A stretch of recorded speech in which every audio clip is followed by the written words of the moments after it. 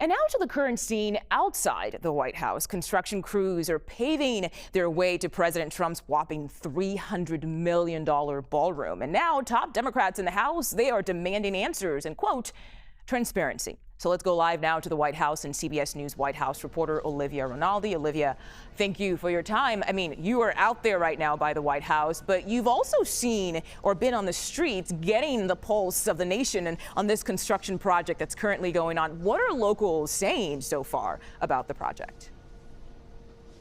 Well, Mugo, it's been a steady stream of tourists coming here to the White House to just get a glimpse of some of the construction that's happening. You can kind of see it a little bit over my shoulder. There are people who are standing out there at the White House now looking at it. We just saw an excavator that was still tearing down parts of the East Wing. But yesterday I went outside on the street to talk to some people who came all the way into Washington just to get a glimpse about what their reaction is to the construction that's happening here. And as you can imagine, the results were mixed. Some people said that it was disgraceful. Some people said that this is not the time for a ballroom when you're having Americans who are struggling to pay their bills.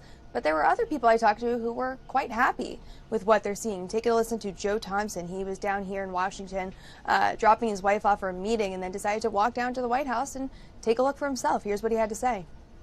I was glad to see that the upgrade with the building. And you know, it's so funny they're saying how Trump's destroying everything. Go back through history. All the different presidents. Truman gutted the place. Roosevelt made the West Wing. Nixon had his bowling alley. I think it's disgraceful. It's a